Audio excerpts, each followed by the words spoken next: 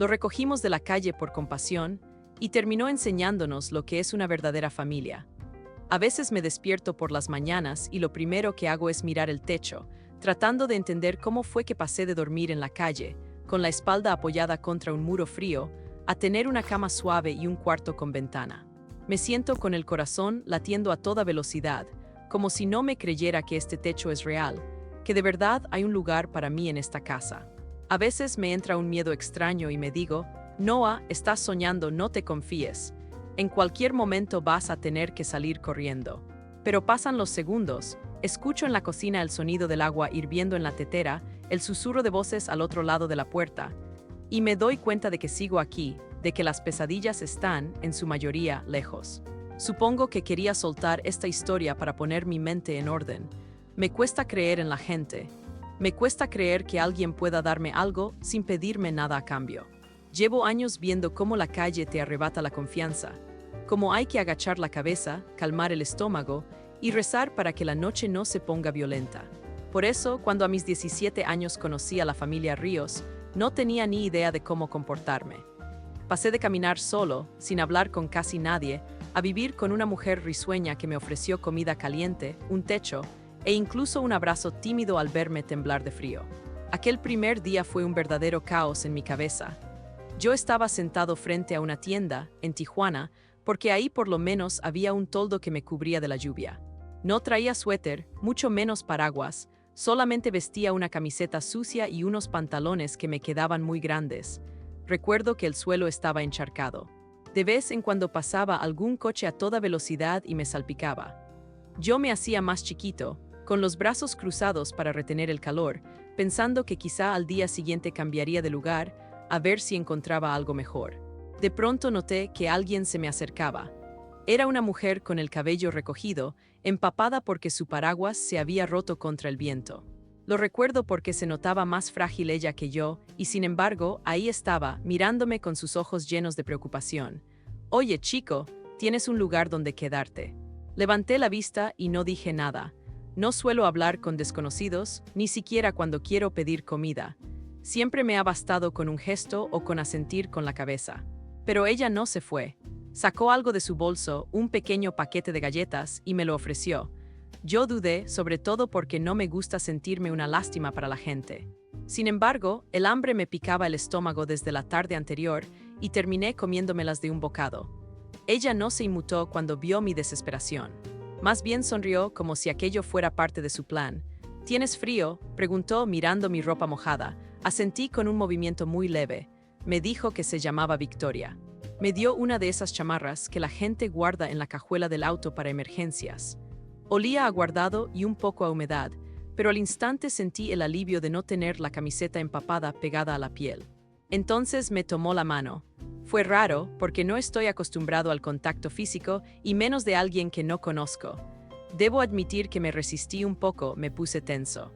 Pero esa mujer parecía preocuparse más por mi salud que por su propia incomodidad. «Vamos a mi carro, te vas a enfermar», dijo.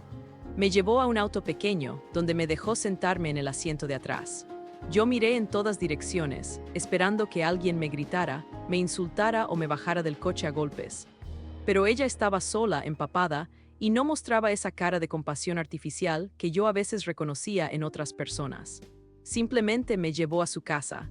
El trayecto fue como un sueño, la lluvia no paraba y se escuchaban truenos. Ella manejaba en silencio, a veces me echaba una mirada por el retrovisor y yo me hacía el que no la notaba. Cuando llegamos, me llevó a una especie de sala comedor llena de papeles, libros y un par de computadoras. Luego sacó una manta limpia y me la ofreció. Solo me dijo: «Si quieres quedarte esta noche, no hay problema. Mañana vemos qué hacemos». Sentí que todo eso era surrealista. La desconfianza me palpitaba en cada célula del cuerpo. Pensé que tal vez, en cualquier momento, me iba a pedir algo a cambio, lavar toda la casa o dejar que me interrogara la policía. Pero no pasó. Me señaló un sillón que parecía viejo, pero estaba seco y con un cojín cómodo. Si has pasado noches en la intemperie, sabrás que un sillón, por destartalado que esté, es casi un lujo. Me envolví en la manta y me dormí con el sonido de la lluvia golpeando el techo, con un calorcito que me hacía cerrar los ojos sin luchar. La mañana siguiente desperté con un olor a huevos revueltos y café. Me sobresalté. Por reflejo, pensé que debía salir de inmediato antes de que me regañaran. Esas horas extras que había pasado bajo techo eran demasiado buenas para ser verdad. Pero cuando traté de levantarme y salir, escuché la voz de una mujer llamándome suavemente desde la cocina. «Hey chico, si tienes hambre, acá hay algo de desayuno». Tenía hambre, claro. Me dolía la panza de pura necesidad. Así que fui, sintiéndome como un extraño en una casa que no entendía por qué me estaba alojando. Al llegar a la cocina, vi a Victoria. Estaba en pijama, despeinada, pero con esa sonrisa maternal que me descolocaba por completo. Sin decir nada, me puso un plato con huevos, frijoles y tortillas. Me devoré la comida a toda velocidad, sin levantar los ojos del plato, como si temiera que alguien me la arrebatara. Ella no lo hizo, solo me pasó un vaso con agua y me dijo que tomara con calma. Mientras terminaba mi desayuno, entró un hombre con expresión seria, con cara de pocos amigos. Era Matías, el esposo de Victoria. No entendí al principio por qué me miraba así, hasta que me di cuenta de que yo no pintaba nada en su casa. Me vio a su mujer, frunció el ceño y le preguntó, ¿quién es él y por qué está aquí? Yo no podía hablar. Literalmente, era como si se me cerrara la garganta. Victoria le explicó la situación por encima, que me había encontrado en la calle, bajo la lluvia, y que me dejó pasar la noche. Matías no pareció muy convencido. Solo sacudió la cabeza y me miró otra vez, esta vez con un poco menos de desconfianza, o al menos eso sentí yo. De acuerdo, solo que hizo una pausa, que sea por hoy sí. Tenemos un hijo y no quisiera. No terminó la frase, pero entendí su punto. Me sentí avergonzado, como si mi sola presencia pudiera contagiar algo peligroso. Sin embargo, no dije nada. Agaché la cabeza y seguí con mi plato. A partir de entonces, me quedé con esa sensación de que Matías podía echarme en cualquier momento. Esa misma mañana, mientras ellos discutían en voz baja en la sala, me fui al patio trasero para no estorbar. Empecé a observar las herramientas que tenían colgadas en la pared. Había un martillo, un par de llaves inglesas, clavos, tornillos, una puerta que no cerraba bien. Sin pensarlo mucho, me puse a ajustar las bisagras. Era algo que había aprendido a hacer en una obra en construcción donde dormía a veces. No tenía otra forma de agradecer la hospitalidad, así que era lo mínimo que podía aportar. Cuando Matías salió y me vio arreglando la puerta, pareció sorprendido. Me preguntó dónde había aprendido a hacer eso. Le contesté con pocas palabras, tartamudeando un poco. En unas casas, donde a veces me metía a dormir, tenían materiales tirados y aprendí a usarlos. No comentó nada más, pero no me miró con tanto recelo. Era un poco como si viera que no representaba una amenaza inmediata, aunque todavía no se fiaba. Aún así, ese día pasó sin mayores incidentes. Me dejaron quedarme una noche más y después otra. Quizás Victoria, con su suavidad, terminó convenciéndolo. Quizás Matías sintió que yo no era un delincuente. No lo sé. Lo cierto es que mi estancia temporal fue alargándose sin que nadie dijera exactamente por cuánto tiempo se suponía que me quedaría. Lo gracioso es que en todo ese periodo casi no hablaba. Victoria me hacía preguntas: ¿de dónde vienes? ¿Estudias? ¿Tienes familia cerca? Y yo me limitaba a sentir o a negar con la cabeza. No era que no supiera hablar, pero después de tanto tiempo viviendo en la calle, rodeado de peligros, había aprendido a expresarme con gestos. Dar explicaciones muchas veces significaba meterte en problemas, pero aunque no hablara, trataba de ayudar. Recogía la mesa después de comer, lavaba los platos, podaba el jardín, lo que fuera necesario. Victoria me compró ropa y no supe cómo reaccionar ante tanta amabilidad. Mi instinto me decía que en cualquier momento llegaría la factura, la condición oculta. Haz esto a cambio o devuélvemelo de tal forma, pero no pasaba. Solamente sentía un ambiente cálido, aunque tenso por la actitud de Matías, que no siempre se mostraba contento con mi presencia. Entonces apareció Benji, el hijo pequeño de la familia, un niño de 10 años, un torbellino de energía y preguntas. Esa fue una de las experiencias más extrañas de mi vida. Nunca había convivido con un niño tan curioso, tan feliz de conocer a alguien nuevo. Me hacía un montón de preguntas que yo no sabía contestar. ¿Por qué estás tan grande si todavía estás en la prepa? ¿Sabes jugar a la pelota? ¿Te gusta el chocolate? Y yo solo me encogía de hombros, medio sonreía. Al principio me asustaba. Pensaba, ¿cómo es posible que un niño quiera acercarse a un desconocido con tanta confianza?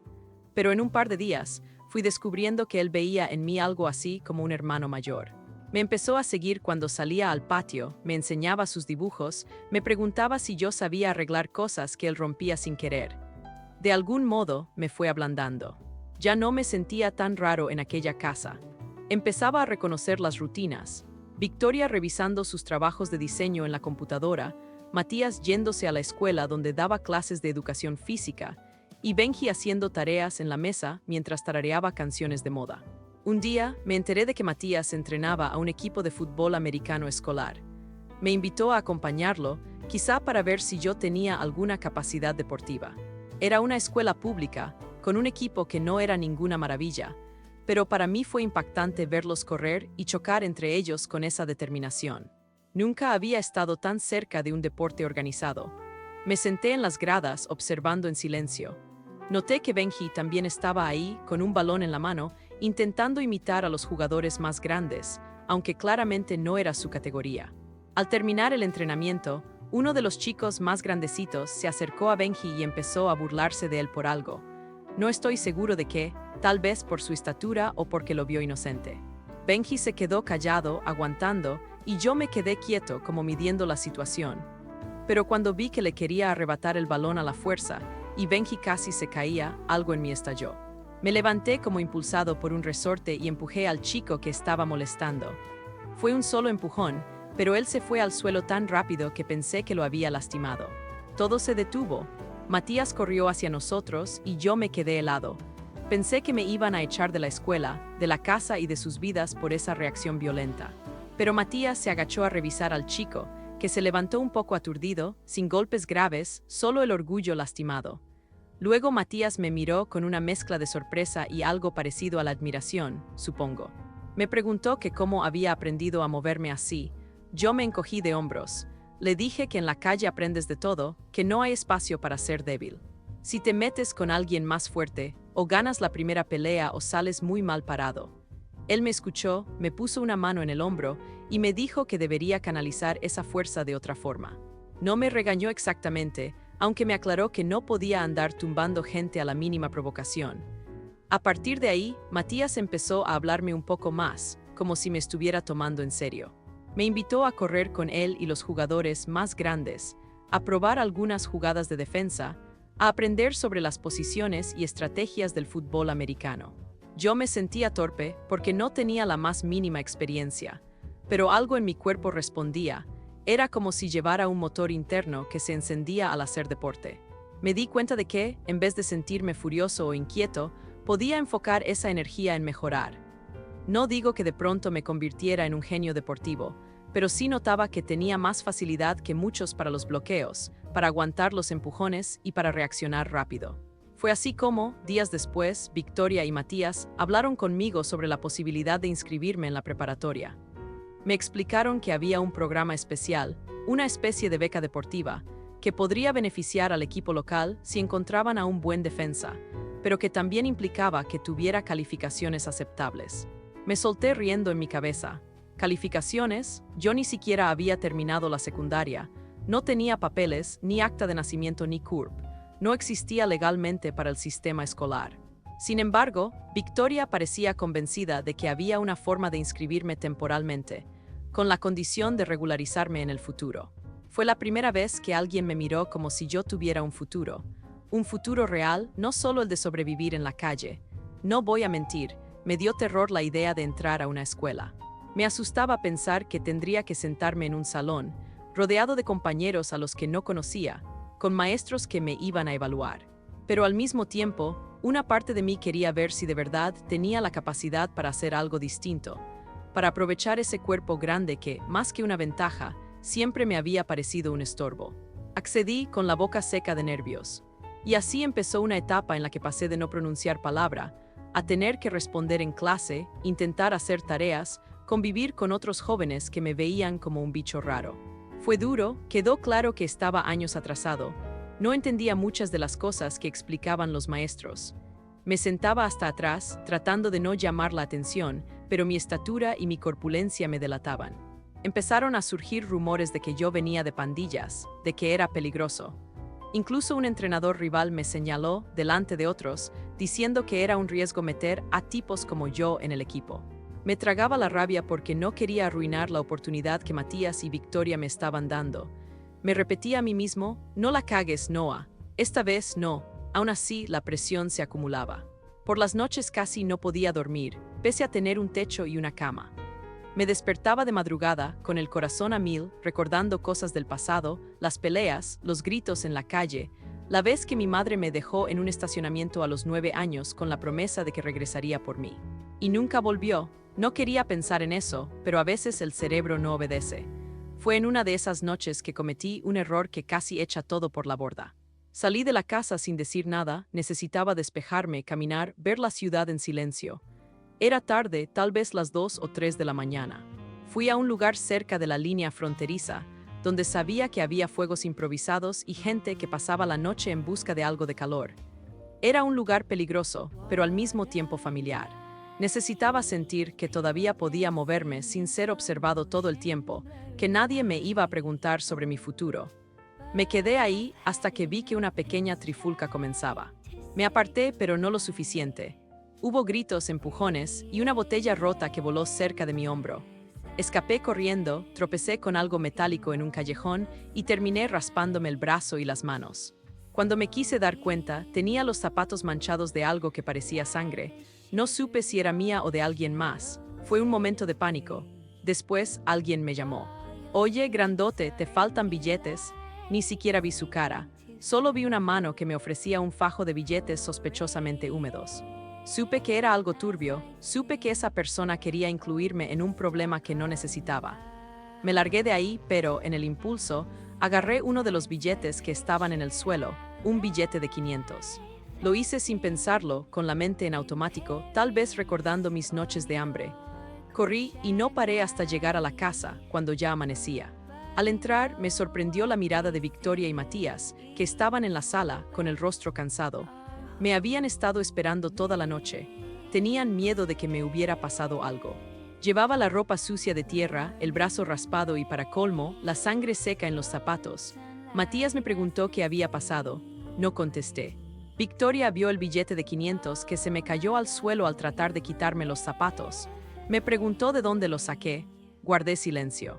No tenía cómo explicar la historia sin que pareciera la peor de las mentiras. Matías me miró con rabia, quizá desilusión. Dime la verdad, Noah. ¿Te robaste ese dinero? No supe qué decir.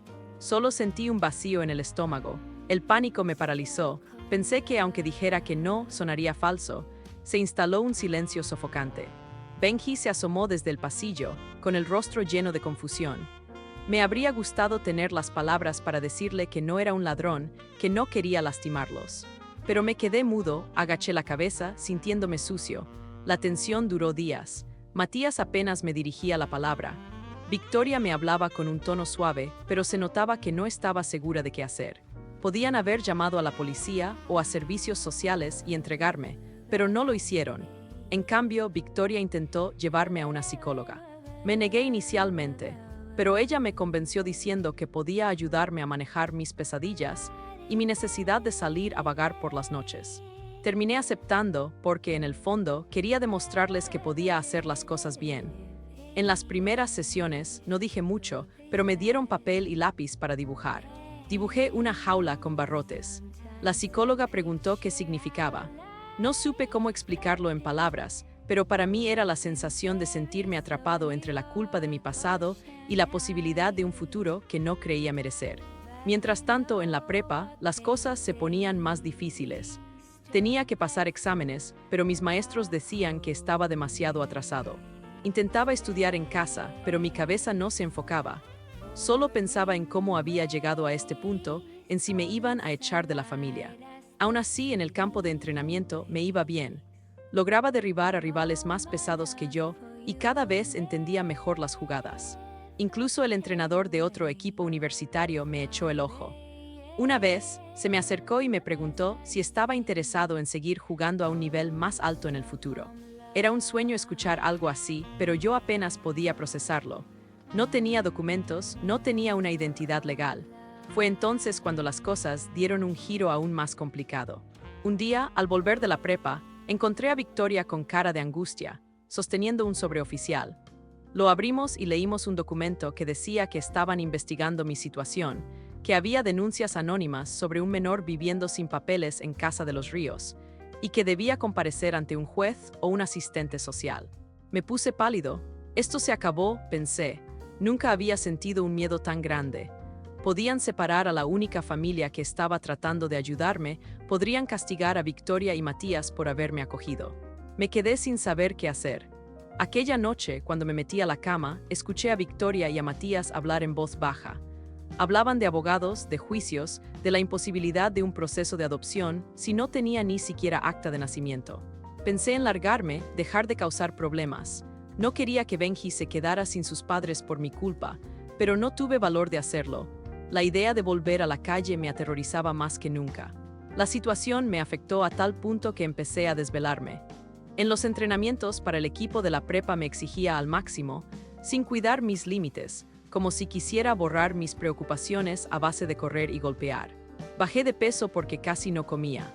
A veces, antes del amanecer, salía al patio y entrenaba solo, practicando placajes con un saco de entrenamiento que Matías tenía guardado.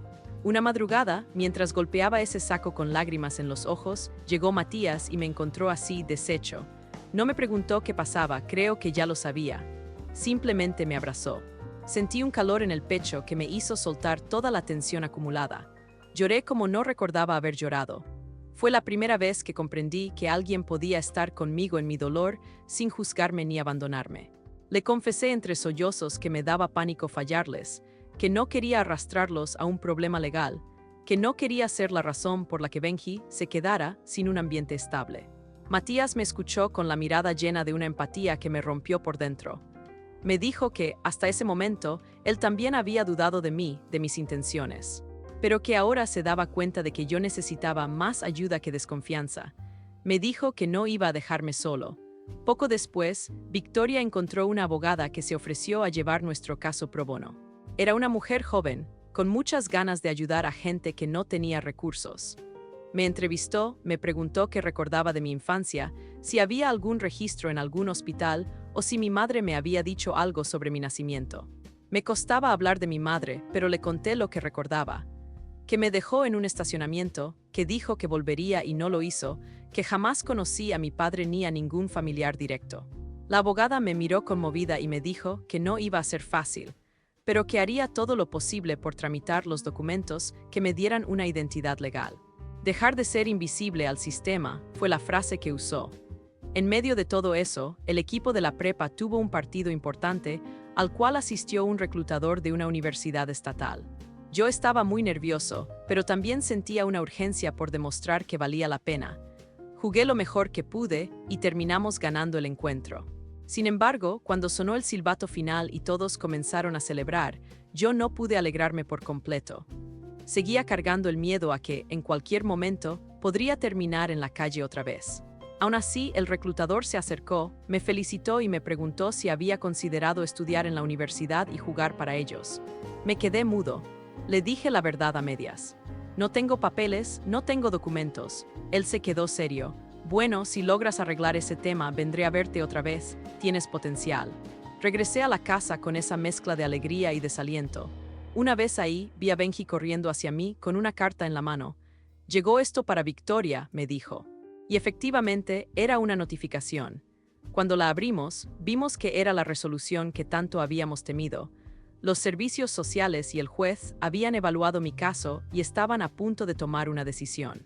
Podrían obligarme a salir del país o podrían autorizar mi estancia siempre y cuando tuviera tutores legales. Pasamos esa noche en vela, esperando al día siguiente para la cita definitiva. Me acuerdo que ya en el juzgado estaba sentado al lado de la abogada y de Victoria. Matías sostenía la mano de Benji, yo temblaba y no era por el frío. La abogada presentó documentos, dijo que estaba trabajando en mi registro, que tenía testigos de mi residencia con la familia Ríos. Fue un proceso confuso, con preguntas que me hacían sentir avergonzado. Me pidieron que hablara de mi madre y lo hice. Sentía un nudo en la garganta cada vez que recordaba aquella noche en que, con las manos temblando, me había dicho, espérame aquí, y se fue para no volver. Pero lo conté, lo expuse todo. Cuando salimos, la abogada nos dijo que debíamos esperar la resolución formal. Esperamos casi 2 semanas más para recibir la carta final. Durante ese tiempo, la tensión en la casa se sentía como un fantasma que rondaba cada esquina.